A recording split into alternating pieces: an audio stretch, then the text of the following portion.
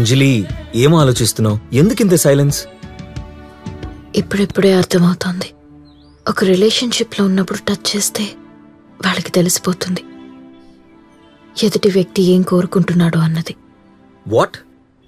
భార్య మనసుకు గాని, భార్య బాధలకు గాని మొగుడెప్పుడూ విలువివ్వడు. అలా ఇవ్వకపోవడం వల్ల స్త్రీలకు కొన్నాళ్ళకి భర్త మీద ఇష్టం పోతుంది, గౌరవం పోతుంది. ఇష్టం పోయిన తర్వాత ఇంక ఏం కోరుకుంటారు? ఎప్పుడో ఎవరో కనిపించినప్పుడు తాము కోల్పోయిందంతా తీర్చుకోవాలి అనుకుంటారు. ఎస్, ఇప్పుడు నేను నీకు కనిపించానుగా, నువ్వు కోల్పోయిందంతా తీర్చేసుకో. ఇంక నువ్వేమీ ఆలోచించుకో. నువ్వు నన్ను కోరుకుంటున్నావు. నీ ఇష్టాలన్నీ తీర్చుకో అంజలి. నీకు నేను హ్యాపీనెస్ ఇస్తాను. ఒక స్త్రీని హ్యాపీ చేయడం కన్నా పెద్ద పని ఈ ప్రపంచంలో ఉండదు. మానసికంగా కాని, శారీరకంగా కాని, మాటల్లో కాని, చేతల్లో కాని ఎలా అయినా సరే ఆమెని మెప్పించడం చాలా కష్టమైన పని. ఎందుకంటే ఒక కోరిక తీరగానే ఇంకో కోరికలోకి వెళ్లడం, ఆ కోరిక తీరగానే మరో కోరికలోకి వెళ్లగలిగే కెపాసిటీ స్త్రీకి మాత్రమే సొంతం. అంజలి, ఈ సోది, ఈ వేదాంతం అంతా పక్కన పెట్టు. ఒక తాళి మెడలో కట్టించుకున్న పాపానికి ఒక ఆడది ఇంత నరకం అనుభవించాలా? మరి ఇంత దుర్మార్గమా? చూడంజలి, నా మాట విని ఇవన్నీ పక్కన పెట్టి నాతో వచ్చేసే.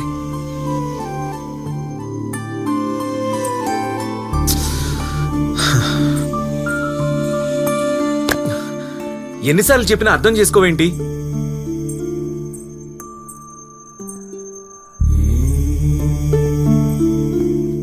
అంజలి, జాయ్స్ని నువ్వు మిస్ అయిపోతున్నావు తెలుసా? దానికన్నా ఎన్నో రెట్లు ఆనందాన్నిచ్చే విషయాలు జీవితంలో చాలా ఉన్నాయి. ఆ లైఫ్ పర్ఫెక్ట్ గా లేకే కదా నువ్వు నీ భర్తతో హ్యాపీగా లేవు. దాంపత్య జీవితంలో అది లేకపోతే కాపురం చెడిపోతుందని, ఒకరికొకరు దూరం అయిపోతారని అందరూ అనుకుంటారు. శరీరంతో సంబంధం లేకున్నా కూడా బలమైన సంబంధం కలిగి ఉండొచ్చు. ప్రపంచంలో చాలా మంది శారీరక సంబంధం లేకపోతే వాళ్ళ మధ్య ఏ సంబంధం ఉండదు అనుకుంటారు. చివరికి ఈ రోజుల్లో ఎలా అయిపోయిందంటే, ఒక ఆడ కలిసున్నా, ఒక్క మగ కలిసున్నా వాళ్ల మధ్య ఉన్నది శారీరక సంబంధమే అనుకునేంతగా దిగజారిపోయింది ఈ సొసైటీ. అంజలి, నా మాట విను ప్లీజ్. నువ్వు నీకిష్టం లేని ఒక సర్కిల్లో ఇరుక్కుపోయి బయటికి రాలేకపోతున్నావు. అందుకే నీకు హెల్ప్ చేస్తానంటున్నాను. అర్థం చేసుకో. నాతో వచ్చేసే. అరుణ్, నా మాట విను. నేనే కావాలి అనుకున్నాను, కానీ ఇప్పుడిదంతా వద్దు అనిపిస్తోంది నాకు. ప్లీజ్ అంజలి, దయచేసి నా మాట విను. నీతో వస్తే జనం నన్నేమంటారు? ఎవరేమనుకుంటే మనకెందుకు? నువ్వు ఆవిరైపోయింది అనుకుంటున్న నీ ఆనందాన్ని తిరిగి పొందే అవకాశాన్ని వదులుకోకు. ఇలాంటి ఛాన్స్ మళ్ళీ మళ్ళీ నీకు రాదు. నేను నా భర్తతో ఉంటే పవిత్రం, నీతో ఉంటే అపవిత్రం. బుల్షిట్. అంజలి, ఫోన్లో అంతా నేనే అన్నట్టు మాట్లాడతావు. ఇప్పుడేమో ఇలా బిహేవ్ చేస్తున్నావు. మీ ఆడవాళ్ళని అర్థం చేసుకోవడం చాలా కష్టం. అరుణ్, ఇదొక టాటూ లాంటిది. ఆవేశంలో ముచ్చటపడి వేయించుకుంటే మనం వద్దరుకున్నా చెరుపుకోలేం. మొదట్లో చాలా ఆర్టిస్టిక్గా అనిపిస్తుంది, తర్వాత మాయని మచ్చలా తయారవుతుంది.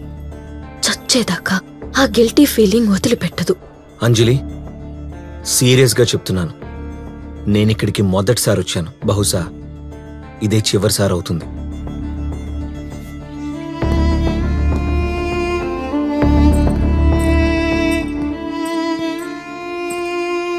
అర్థం చేసుకో.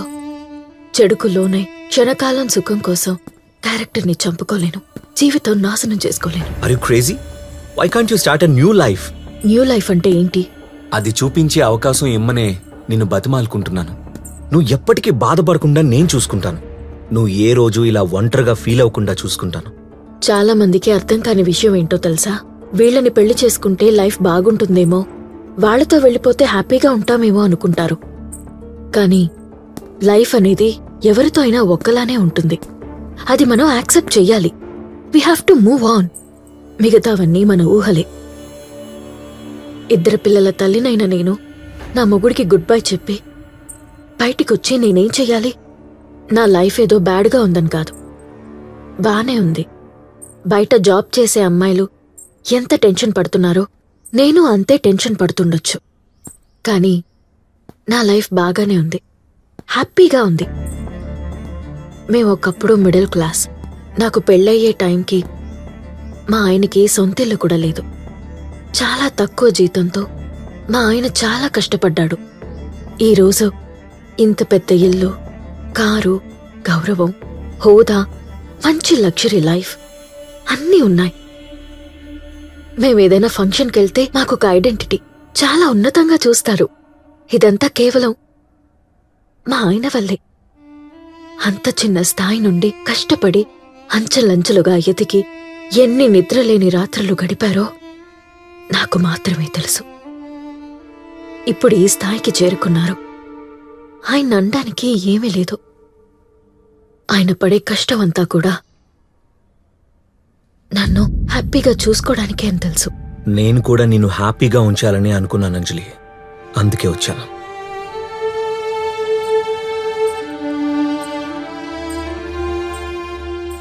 నీలాగే నా హస్బెండ్ కూడా. కాకపోతే తాను పనిచేసి సంపాదించి నన్ను హ్యాపీగా ఉంచాలనుకుంటాడు. He's a good person. నన్నెప్పుడూ ఒక్క మాట కూడా అనలేదు. నువ్వు రమ్యని అనుమానించావు, కానీ మా ఆయన నన్నెప్పుడూ అనుమానించలేదు. కాకపోతే ఏంటంటే రోజూ చూస్తున్నావు, నా ఏజ్ అమ్మాయిలు బార్లకెళ్తుంటారు, పబ్లకెళ్తుంటారు, ఎంజాయ్ చేస్తున్నారు అని టీవీల్లో సినిమాలో చూస్తూ ఉన్నాం. నాకు కూడా అలా చేయాలనిపిస్తూ ఉంటుంది. నువ్విచ్చిన అటెన్షన్, కేర్, నీ మాటలు, నీ చేతలు అన్నీ నీ వైపు అట్రాక్ట్ అయ్యేలా చేశాయి. కానీ ఇది కరెక్ట్ కాదు. కెరటం ఎప్పుడూ ఒడ్డుకి వెళ్లాలని ఎగిరిపడుతూ ఉంటుంది, కానీ ఒడ్డుకి చేరుకుంటే మట్టిలో కలిసిపోతుంది.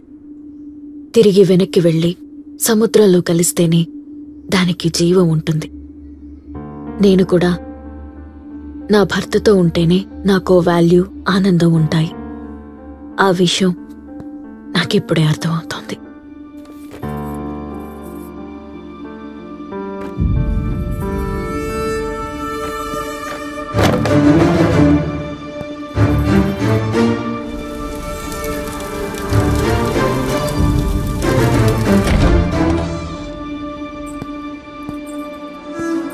అరుణ్, నాపై కోపమా? నన్ను అర్థం చేసుకో. అర్థం చేసుకున్నాను. నువ్వు రమ్మంటేనే ఇక్కడికొచ్చాను. కానీ ఇక్కడికొచ్చినప్పటి నుంచి ఒకటే గమనించాను. నాతో గడిపిన ఈ రోజంతా నువ్వు నీ హస్బెండ్నే తలుచుకున్నావు. నీ ప్రతి మాటలో కూడా అతనే ఉన్నాడు. అతనే నీ లైఫ్. అతన్ని నువ్వు లవ్ చేస్తున్నావు. అందుకే నేను వెళ్ళిపోతున్నాను. నీకేం కావాలో తెలుసు, దాన్ని ఎక్కడ పొందాలో కూడా తెలుసు. కాబట్టి చొరవేదో అక్కడే చూపించు. నీకేం కావాలన్నది నువ్వు ఓపెన్గా నీ హస్బెండ్తో చెప్పినప్పుడే నీకు కావలసినవన్నీ దొరుకుతాయి. Good bye.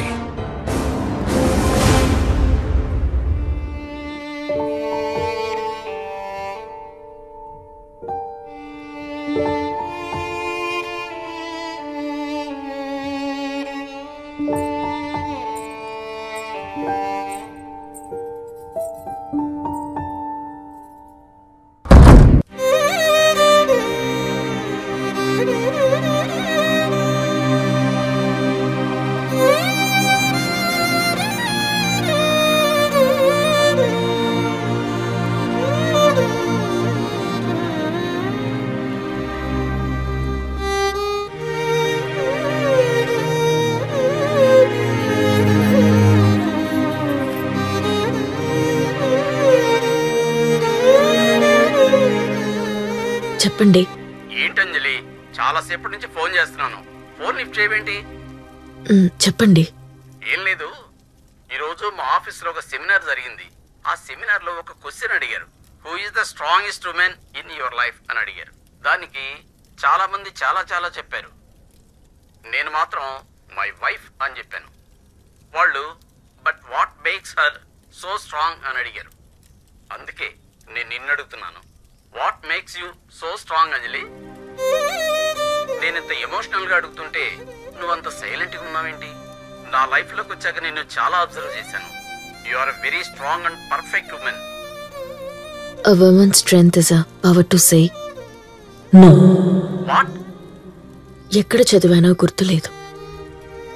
చూపు వెళ్ళిన ప్రతి చోటకి మనసు వెళ్ళకూడదు. అలాగే మనసు చెప్పే ప్రతి మాట మనిషి వినకూడదు. కోరికలను అదుపులో ఉంచుకోవడమే ఒక ఇల్లాలిని స్ట్రాంగ్గా చేస్తుంది.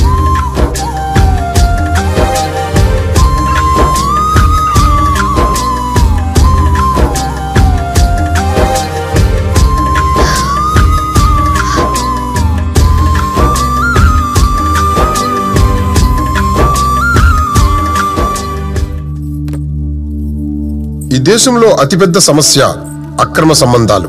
క్షణిక సుఖం కోసం భర్తను భార్య, భార్యను భర్త మోసం చేసుకుంటూ సంసారాన్ని సర్వనాశనం చేసుకుంటున్నారు. శారీరక సుఖం కోసం వెంపర్లాడుతూ తమ రక్తం పంచుకొని పుట్టిన సంతానాన్ని అనాథలు చేస్తున్నారు. అలా అనాథలవుతున్న పిల్లల సంఖ్య భారతదేశంలో విస్తృతంగా పెరుగుతుంది అంటే ఆశ్చర్యపడనవసరం లేదు. స్త్రీ పురుషుల్లో కలిగే ఈ కామం సహజమే అయినా దాన్ని అధర్మంగా పొందాలనుకునే ప్రయత్నం హత్యలు, అత్యాచారాలకి దారితీస్తుంది. విచక్షణ కలిగిన మనుషులుగా సమాజంలో మసులుతున్నాం కాబట్టి మనలో సహజంగా కలిగే శృంగారపు కోరికల్ని సామాజిక కట్టుబాట్లను అనుసరించి ధర్మబద్ధంగా తీర్చుకుందాం. ధర్మాన్ని పాటించి మన దేశ సంస్కృతి సాంప్రదాయాల్ని కాపాడుకుందాం. మెరుగైన సమాజాన్ని నిర్మిద్దాం. జై హింద్.